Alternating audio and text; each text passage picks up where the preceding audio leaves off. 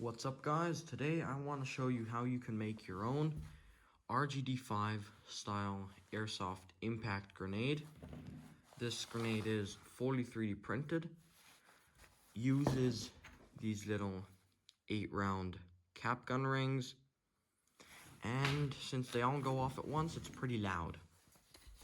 You can choose between two body designs, this body, and the fuse is completely cross-compatible, as you can see. So, now I'll show you how to build it.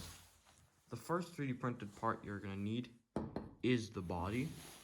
The body doesn't need any supports. You print it in this orientation. Use maybe 30% infill, 1.5mm walls, and 1.5mm top bottom. Then, you need the piston.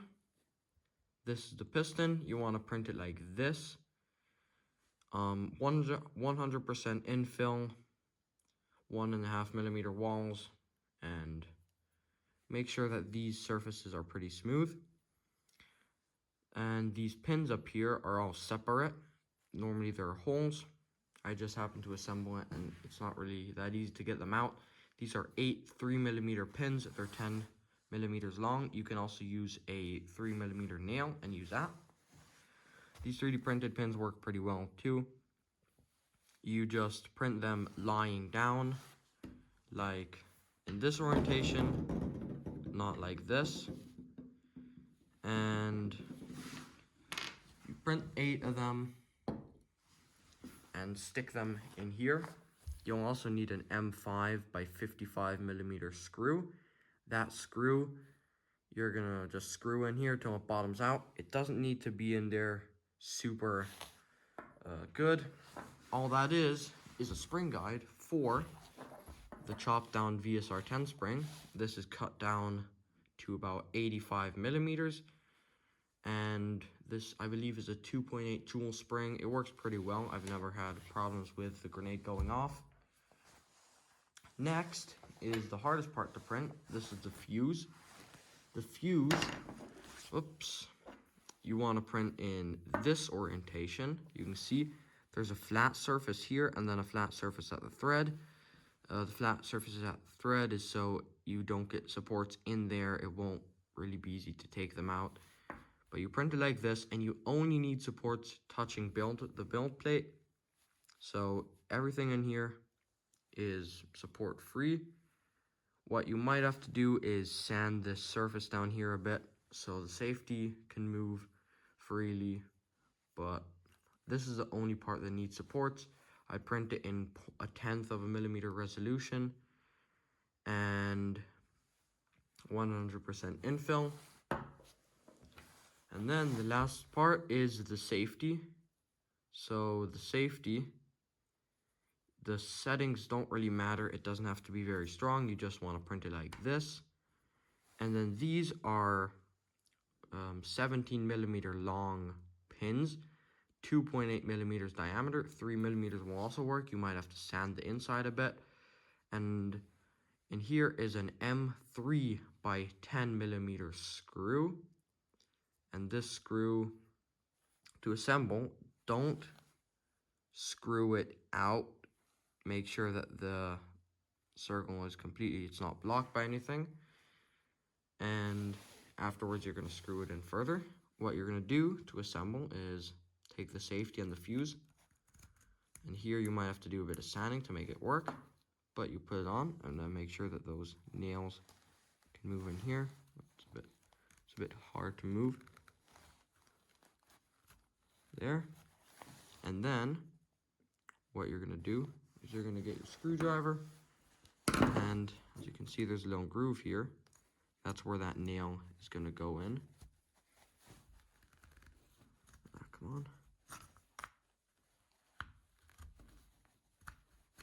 There. So you can tighten this, and the safety shouldn't be able to move super easily. You're going to see why in a bit. So you just want to tighten that on.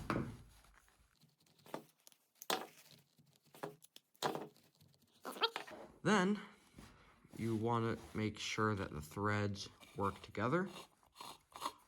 And they do. They should work out off of the printer. But if it doesn't, you want to clamp the body down, and the same goes for the other body too. They're completely cross-compatible. And then you just grab this with some pliers or something and just screw it back and forth until it works freely, like here.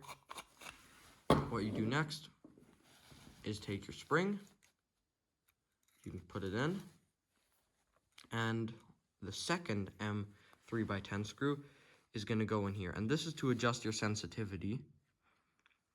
So put it in enough so the threads don't work. See how now the threads aren't obstructed. That's where the screw is.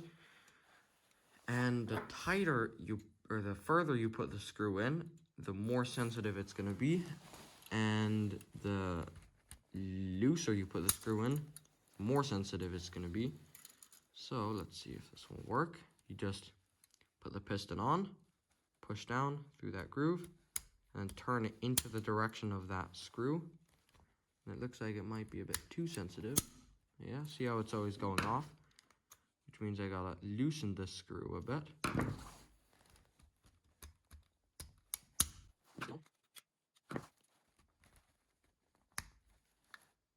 Okay, that might work. And then you want to turn the safety, and see, now it's pretty easy to move. This safety is kind of what's pushing it into that, notch. So now, I'd say it's pretty. No, more. So this should be, whoops, should be pretty hard to turn. You only need to turn a tiny little bit. There, that should do it. Let's bring it back in. Piston. Push in. Safety. Okay, now it's good. So now you take your fuse, screw it in. It's not going off. Now it went off. So maybe I need to make it a bit more sensitive. I think that will do for now. Yeah, to load it, you're gonna grab one of your plastic caps. There are 6 of them. You're gonna take, first you're gonna arm it. Put on the safety. Make sure it's all on good. You're gonna take your caps, put it on these pins. Make sure they're on there good. Yep. And you'll want to turn this into the loosening direction. And when you screw it on, hold it by the fuse. If you hold it here, once you tighten this, it's off safe. So hold it by the fuse, tighten it. It doesn't need to be on there that tight. When you want to arm it, you turn that over, and then it should be good. Now I'm going to go outside, throw this so you can see how loud it is. So, let's just give it a fan of 4. And there you have it.